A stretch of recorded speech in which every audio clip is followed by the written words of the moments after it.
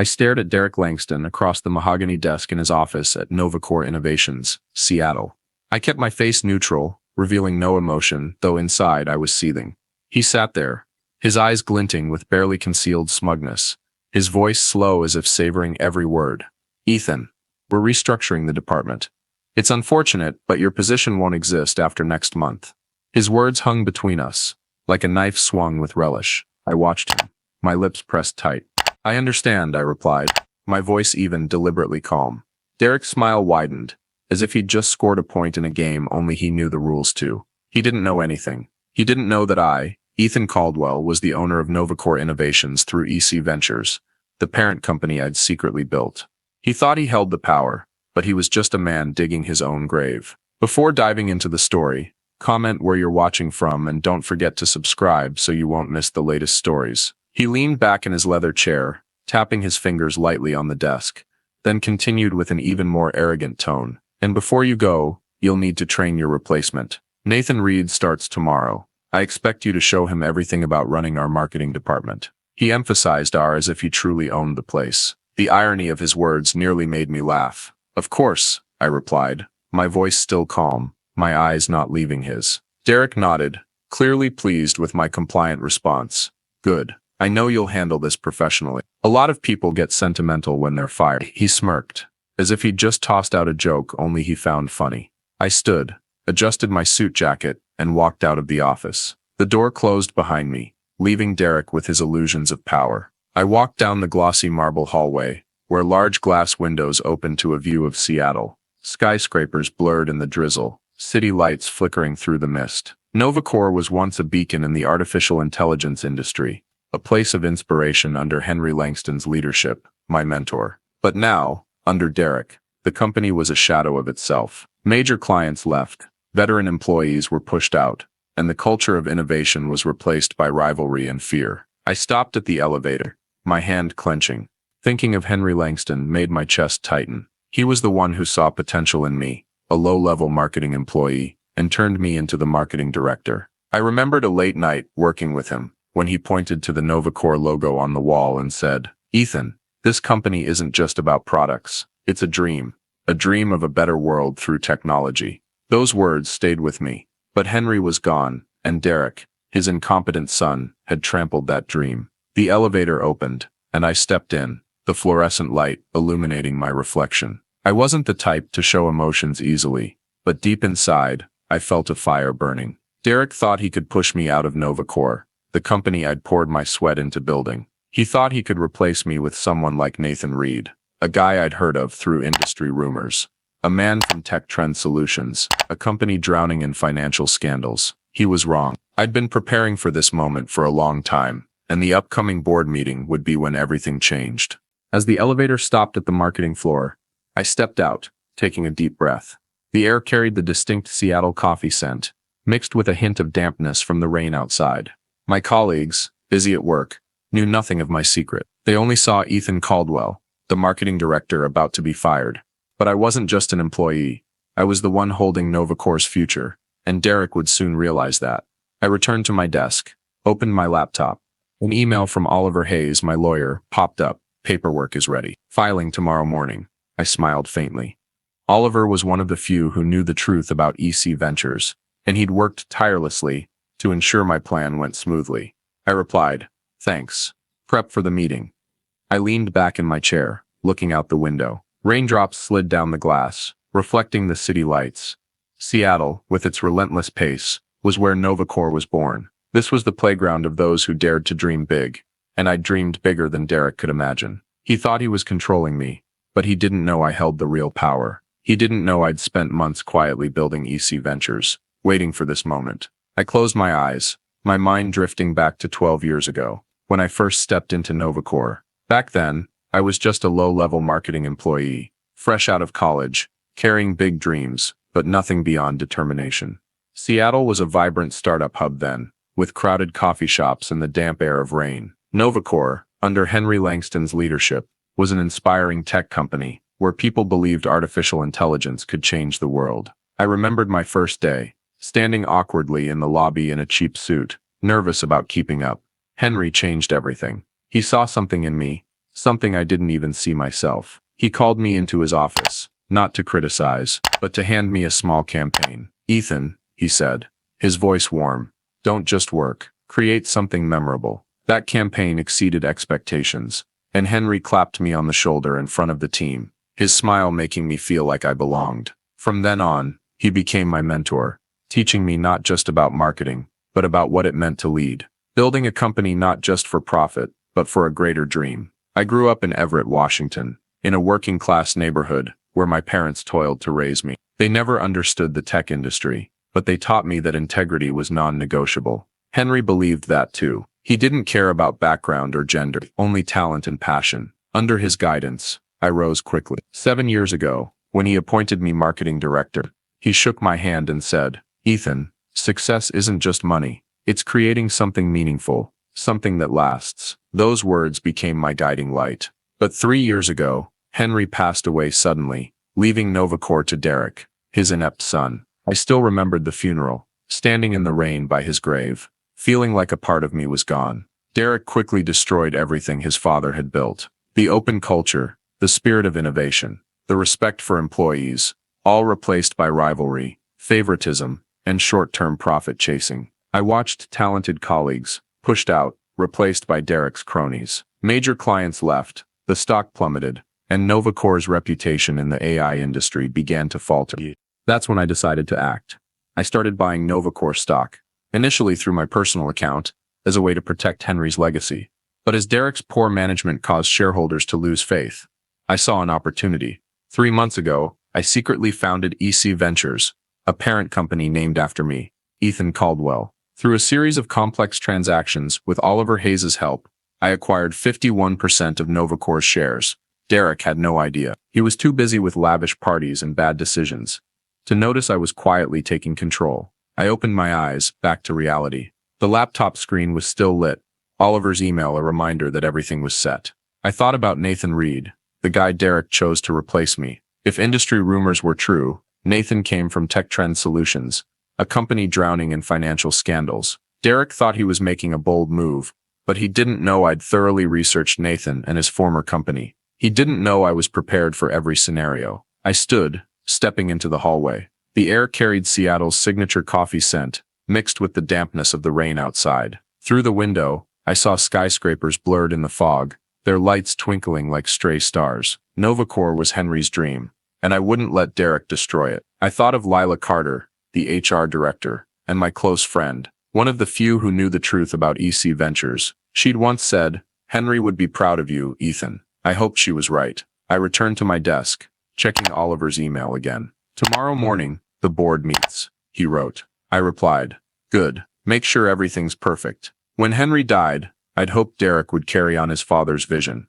but I was wrong. Derek was nothing like Henry. He didn't care about innovation or long-term value. Instead, he turned Novacor into a playground for his friends and personal schemes. I remembered the early days after he took over, when he fired veteran employees just for challenging his ideas. People like Lucas Nguyen, a brilliant engineer with multiple patents, were sidelined, ignored. Instead, Derek brought in his buddies, people who excelled at partying and flattery, into key roles. I once witnessed a meeting where Derek canceled a promising AI project because it wouldn't yield immediate profits. "We need quick cash, not pipe dreams," he said, his tone dripping with arrogance. That project, if continued, could have put Novacor far ahead of competitors. But instead of investing in the future, Derek signed deals with subpar suppliers to pocket personal commissions. A major client in Portland left us after receiving substandard products. "Novacor used to be a trusted partner," they wrote in their parting email, "but we no longer recognize this company." The company culture collapsed too. Henry had built an open environment where every idea was heard, no matter who it came from. But under Derek, everything became about rivalry and fear. Employees stopped speaking up, afraid of being fired or ostracized. I saw familiar faces leave, carrying disappointment and disillusionment. The turnover rate skyrocketed, and those who stayed worked with a sense of resignation. I remembered one afternoon, stepping into the break room, overhearing a group of employees whispering about job hunting. "Novacor used to be a dream," one said. "Now it's a nightmare." The market turned against us too. Novacor's stock lost nearly half its value in a few years. Competitors like Tech Trend Solutions, Nathan Reed's former company, started stealing market share. I attended a tech conference in San Francisco, where industry peers looked at me with pity. "How's Novacore doing?" they asked. But I knew they'd heard the rumors. Our company was sinking. The reputation Henry had built over decades was dismantled by Derek in no time. I couldn't stand by any longer. Every bad decision Derek made was a stab at Henry's dream. I felt a responsibility, not just to myself, but to those who believed in Novacore, to the values Henry had instilled in me. That's when I took action. At first, I only bought a few Novacore shares through my personal account, as a way to shield the company from complete collapse. I worked late nights, studying financial reports, tracking the market. Every time Derek made a bad call, like firing a team of engineers to cut costs, shareholders dumped their stock, and I seized the chance to buy more. I remembered one evening, sitting in my small Capitol Hill apartment, staring at my laptop screen, which displayed the shares I owned. It was a start, but I knew I needed to do more. I quietly built EC Ventures, a parent company named after me, to handle larger transactions without detection. With Oliver Hayes' help, I bought large blocks of shares from disillusioned shareholders. Each deal was a step closer to controlling Novacore. I returned to the present, standing in the office, my gaze still on the window. Raindrops slid down the glass, reminding me of the days working with Henry under Seattle's gray skies. I thought of Lila Carter, the HR director, and my friend, who'd noticed the change in me. "You're doing something big, aren't you?" she'd asked, her eyes full of trust. I'd only smiled, saying, "You'll see." I returned to my desk, checking Oliver's email once more. "Everything's set," he wrote. I replied, "Keep it quiet, tomorrow's the moment." I stood by the window again, looking down at Seattle's bustling streets. Colorful umbrellas moved through the rain, like a living painting of the city. But my mind wasn't here. It was replaying the months I'd spent quietly building a plan to save Novacore from Derek's hands. He'd destroyed Henry Langston's legacy, my mentor, with foolish decisions and insatiable greed. I couldn't stand by anymore. I'd started buying Novacore stock from the early days of his takeover, just small transactions through my personal account, as a way to protect Henry's dream. But when Derek's mismanagement caused shareholders to sell off, I knew I needed a bigger move.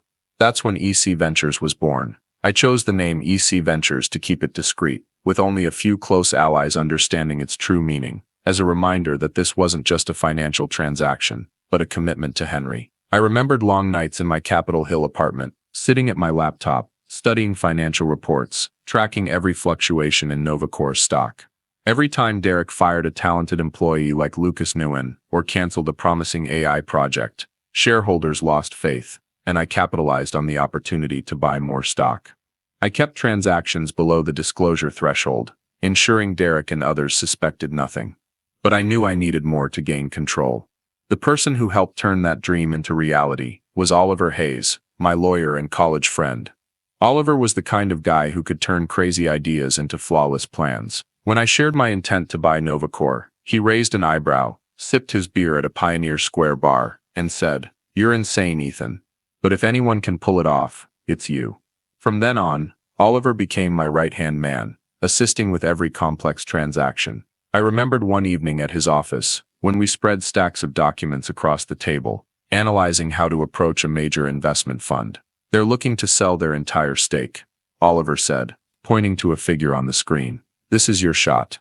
The biggest opportunity came 3 months ago, when a major investment fund decided to pull out of Novacore after a series of Derek's bad decisions. He'd cost them millions, and I didn't let the chance slip. Through a carefully orchestrated series of transactions arranged by Oliver, EC Ventures acquired 51% of Novacore's shares. I still remembered the moment Oliver called, his voice brimming with excitement. "Ethan, it's done. You're the owner." I stood in my apartment, looking out at Seattle's lights, feeling like I'd climbed a mountain, but I knew the real battle was still ahead. Derek was clueless. He was too busy with extravagant parties and boasting to notice I'd quietly taken control. I kept this secret so tightly that only a few knew. Besides Oliver, only Lila Carter, the HR director and my close friend, was partially let in on the plan. One afternoon, in the company break room, as we drank coffee and watched the rain outside, Lila suddenly asked, "Derek doesn't know, does he?" I shook my head, sipping my coffee. "He's too busy gloating about hiring Nathan Reed from Tech Trend Solutions." Lila laughed, but her eyes were sharp. "Tech Trend? The company under investigation for financial fraud? What is Derek thinking?" I smiled, thinking of the documents I'd studied about Nathan and Tech Trend. Derek thought he was making a clever move, but he didn't know I had every detail covered. I returned to my desk, opened my laptop. A document filled with numbers appeared. Evidence of Derek's failures, profits down 40%, record high turnover, major clients leaving. These numbers would be my weapon at tomorrow's board meeting. I thought of Henry, of his words. Success is creating something that lasts. I couldn't let Derek destroy that dream. I messaged Oliver, make sure the paperwork is flawless. Tomorrow's go time. He replied instantly. Done. You ready? I smiled, typing back, more than ever. I stood, stepped into the hallway, a burning resolve in my chest. I walked into the small meeting room where Nathan Reed was waiting. He stood there, in a tailored suit, arms crossed with overconfident swagger. Ideal response. I pursed my lips, hiding my irritation. Today was the first day I had to train this guy, the one Derek Langston picked to replace me. But deep down, I knew Derek didn't stand a chance. Ethan Caldwell, owned Novacor through EC Ventures, and tomorrow's board meeting would be when I turned the tables. Hey Nathan, I said, my voice even, extending my hand. He shook it limply, his eyes scanning me like he was sizing up an insignificant rival. Looking forward to working with you, Ethan, he said. But his smile didn't hide his arrogance. Derek's told me about the big changes he's planning. I nodded, thinking, what did he tell you, Nathan? That he's firing the guy who owns this company. I led Nathan to my office, where stacks of files and charts about marketing campaigns cluttered the desk. I began explaining Novacor's current strategy, how we built the brand on trust, how we retain clients through long-term campaigns. But Nathan kept interrupting with half-baked ideas. These customer retention strategies are a bit dated, don't you think? He said, pointing at a slide I'd prepared. In my experience, aggressive new customer acquisition works way better. I jotted a note, not because I agreed, but because his attitude only confirmed what I'd suspected. I'd researched Nathan before he arrived.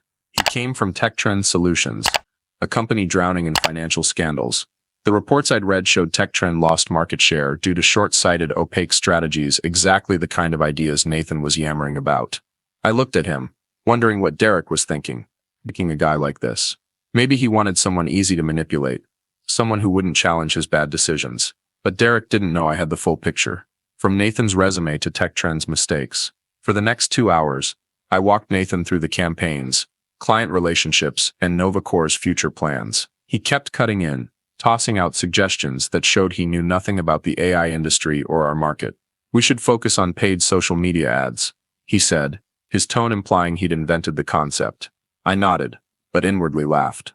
Those ideas weren't just outdated, they mirrored the exact mistakes that tanked Tech Trend. Mid-training, my phone buzzed. A text from Oliver Hayes. Paperwork filed. Board notified. Meeting confirmed for 11 a.m. tomorrow. I glanced at it, resolve surging. I looked at Nathan, still blabbing about some nonsense strategy. Nathan, I said, standing, we'll have to wrap up this morning's session early. There's an urgent board meeting I need to attend. He raised an eyebrow, surprised. Board meeting? Derek didn't mention anything. I gave a faint smile, my voice calm. Guess he hasn't had the chance. I left the office, leaving Nathan standing there, confused. I walked down the hallway, feeling like each step brought me closer to the moment of truth. Through the window, I saw Seattle's bustling streets, colorful umbrellas moving through the rain. This city, with its relentless pulse, was where Novacor was born, and I wouldn't let Derek destroy it.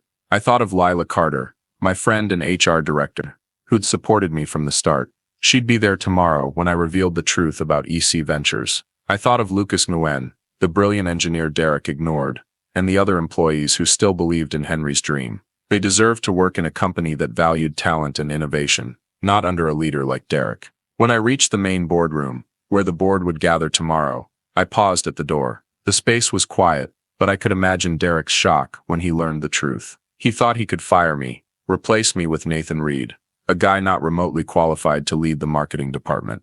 The next morning, I pushed open the door to Novacor Innovation's main boardroom, my heart pounding, but my demeanor calm.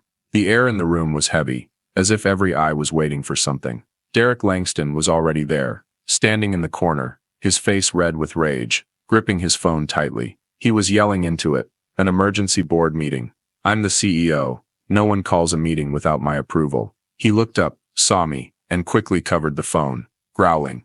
Ethan, what are you doing here? This is for the executive team. I gave a faint smile, walked to the head of the table, and pulled out a chair to sit. I know, I said calmly. That's why I'm here. Before Derek could react, the board members started filing in. Familiar faces, many who'd worked under Henry Langston, appeared, their eyes curious and tense. I recognized a few, people who'd seen Novacor in its glory days, before Derek tore it apart. Finally, Oliver Hayes walked in, holding a thick stack of documents, his eyes meeting mine with a slight nod.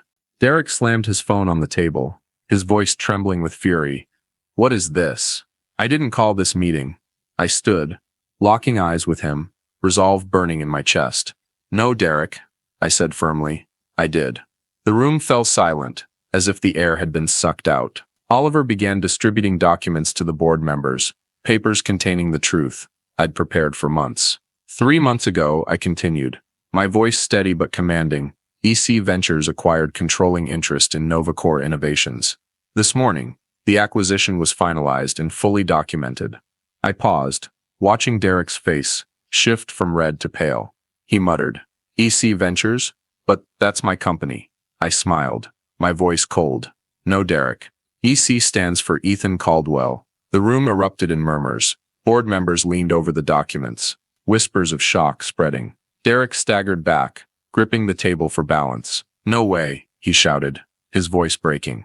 You're just a marketing director. You couldn't possibly have the money to buy a company like this. I looked at him, thinking of the late nights studying finances, the tense deals with Oliver, the times I'd bet everything to protect Henry's dream. Actually, Derek, I said calmly, I could, and I did. I opened my own set of documents and began my presentation. Over the past 3 years, under your leadership, Derek, you've weakened our position, driven the company into crisis with short-sighted decisions. More importantly, we've lost our identity, the culture of innovation and integrity Henry Langston built. I pointed to charts in the documents, undeniable numbers. The board members nodded, their expressions shifting from surprise to agreement. Many had worked with Henry, had seen the company decline under Derek. Derek slammed the table, his face purple. You snake, he roared. But I cut him off, my voice icy. Watch your words, Derek. The board's listening. The board members looked at him, their eyes judgmental. Oliver cleared his throat, standing. I can assure you, Mr. Langston, he said professionally, every transaction was legal. I personally oversaw each step. Would you like to review the documentation showing how EC Ventures acquired the shares? Oliver opened a binder, detailing every transaction, every record, every step I'd taken to own 51% of Novacor. Derek stepped back, his eyes wild. He looked around the room, as if searching for an ally, but no one stood with him. The board members, once sidelined by him, now held my documents, reading each line with focus. I stood there, feeling like every effort, every sleepless night, was worth it. This wasn't revenge. This was restoring Henry's dream.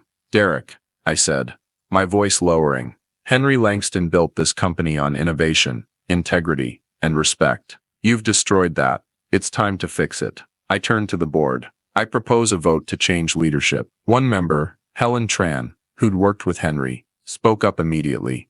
I second the motion. Other nods quickly followed. Derek shot up, his chair scraping loudly. You can't do this. I'm a Langston. This is my company. I looked at him, my voice cold. No, Derek. This is Henry's company. And he knew leadership isn't inherited. It's earned. The vote happened swiftly. Within 15 minutes, Derek Langston was no longer CEO of Novacor Innovations. Security was called, escorting him out, his shouts of lawsuit threats echoing down the hall. I sat in the old office, the mahogany desk still there.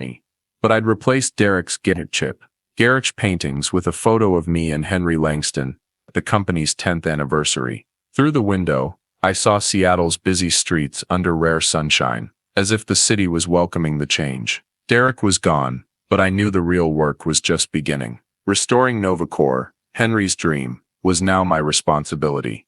The weeks that followed were a whirlwind. First, I dealt with Nathan Reed, the guy Derek hired to replace me. His contract hadn't been finalized, and after a brief conversation, I bluntly laid out my concerns about his track record at Tech Trend Solutions, a company under investigation for financial fraud. I think you'd be better off finding opportunities elsewhere, I said, my voice calm but firm. Nathan glared but didn't argue. He left that same day, leaving a vacancy I was determined to fill with someone more deserving. Leela Carter, the HR director, and my close friend, and I began reviewing personnel files to rebuild the team.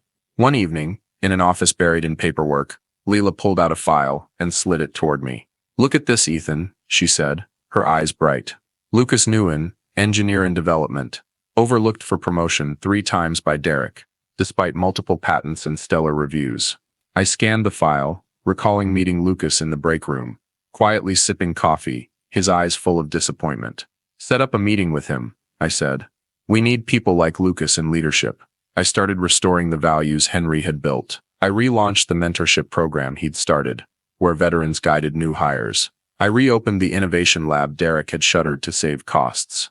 Most importantly, I worked to rebuild the company culture, a place where every idea was heard, where employees weren't punished for speaking truth. One afternoon, I hosted a team-building event at Seattle's Discovery Park. Under pale sunlight, employees laughed, shared ideas, and for the first time in years, I felt life returning to Novacor. But not everything was smooth. Derek, true to his threats when ousted, tried to sabotage us. He leaked rumors in the industry that Novacor was unstable, that my new leadership lacked experience. I overheard whispers at a Bellevue tech conference, where partners eyed me skeptically. "Can Novacor recover?" one asked. I smiled, replying, "Watch our results." And we answered with action. Just months later, I announced a new AI product, led by Lucas, that grabbed industry attention. Derek's rumors were silenced as the numbers spoke: rising revenue, returning clients, and happier employees. Still, the pressure weighed on me. Late nights working,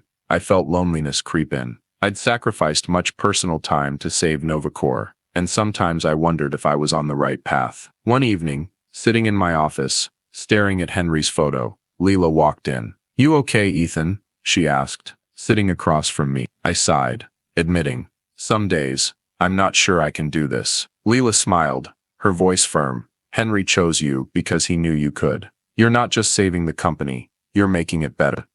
Leela's words reminded me of Henry's dream. He didn't just want Novacor to succeed financially. He wanted it to inspire us to create real value. I looked around the office, now filled with notes on new projects, ideas from employees. The atmosphere had changed. Employees no longer worked in fear. They shared, created, and trusted. A report from Leela showed employee satisfaction up 30%, with 3 former employees reaching out to return. I stood, stepping into the hallway. Through the window, I saw Seattle's lights twinkling in the night. This city, with its ceaseless rhythm, was where Henry built Novacor, and now I was carrying that dream forward.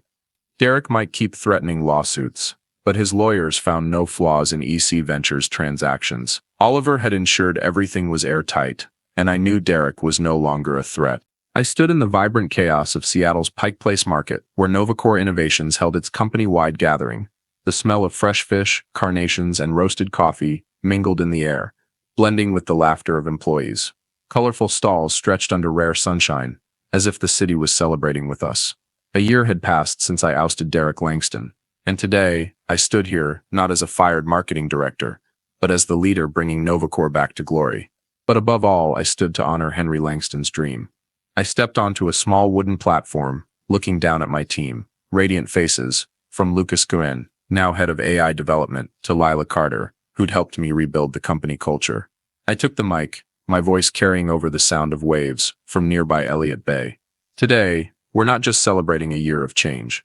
We're celebrating Henry Langston's dream, a company that doesn't just build technology, but builds meaning. Applause erupted, and my chest warmed, as if Henry was smiling somewhere. A year ago, when I gained control of Novacor through EC Ventures, I knew I faced a monumental challenge. The company had withered under Derek, losing clients, employees, and reputation. But now, things were different. Our profits were up 45%, surpassing the peak of Henry's era. Employee satisfaction hit an all-time high, with over 90% saying they were proud to work at Novacor. We won back 10 of the 12 major clients Derek lost, and our reputation in the AI industry was restored. But the achievement I was proudest of wasn't a number. It was the new AI project Lucas led, a platform supporting STEM education for underserved students in Seattle. I remembered the project's launch, when a group of kids from South Seattle visited our headquarters, their eyes sparkling as they explored the tech. "I want to be an engineer like Lucas," one said. That moment, I knew I'd fulfilled what Henry always dreamed. using technology to make a better world. I returned to the office one quiet evening, Seattle's lights twinkling through the window. A new email popped up on my screen, from Clara Langston, Henry's wife. I opened it, my heart racing. "Dear Ethan," she wrote, "I've followed what you've done with Novacor. Henry would be so proud. You've not only saved the company, but brought his dream to a new generation. Thank you." I read it again, feeling choked up. I thought of the days working with Henry, his warm smile when we nailed a campaign. Clara was right. This wasn't just my job. It was Henry's legacy. I stood walking to the bookshelf, where I kept the photo of me and Henry at Novacor's 10th anniversary. Next to it I placed a new one, our team at Discovery Park, beaming at the team-building event. Those two photos, old and new, felt like a bridge between past and futures. I thought of Lila Carter, who'd stood by me through every challenge, and Lucas Guen, who'd turned Henry's ideas into reality. I thought of the employees who'd returned, and the new ones bringing fierce passion. Derek had tried to sabotage us, but his efforts were now history. His lawyers found no issues with EC Ventures transactions, and the rumors he spread were drowned out by our success. I heard he'd moved to another city, trying to start a new venture, but no one in the industry trusted him anymore. He was no longer a threat, and I didn't think much about him. My fight wasn't with Derek, it was with myself, to prove I was worthy of Henry's trust. I returned to my desk, opened my laptop, and looked at the plan for the next year to a new AI project. A training program for employees, and a scholarship fund, named after Henry Langston. I thought of his words, "Success is creating something that lasts." I didn't fight to beat Derek. I fought to build a lasting Novacor, a place where people were inspired, where technology served humanity. From Ethan's journey, we learned that true success isn't just about profit, but about creating lasting value, as Ethan did by restoring Novacor's culture of innovation and launching the STEM project in Seattle. In today's US, where work pressure and fierce competition abound, you need Ethan's persistence, quietly buying shares and building EC Ventures, despite financial risks. Learn to face ineffective leaders like Derek, with thorough preparation, as Ethan did with documented evidence at the board meeting. At the same time, build trusted relationships, like Ethan did with Lila Carter and Oliver Hayes, because support from colleagues and friends is invaluable in the American workplace. Moreover, the story highlights the importance of maintaining ethics, as Ethan chose not to seek revenge on Derek, but to focus on Henry Langston's legacy. In a society that often glorifies personal success, follow Ethan's example, prioritizing values like integrity and social responsibility, for instance, through community support like the STEM project. Finally, Clara's email reminds us that honoring the history and contributions of those who came before adds deeper meaning to your work. Apply these lessons to your life. Prepare thoroughly, build a reliable team, and always aim to create positive impact, no matter your industry in the US. Subscribe to the channel to follow Ethan Caldwell's journey to restore Novacor innovations and discover more inspiring stories from Seattle. Thanks for watching, and see you in the next video to continue the story of Henry Langston's dream of innovation.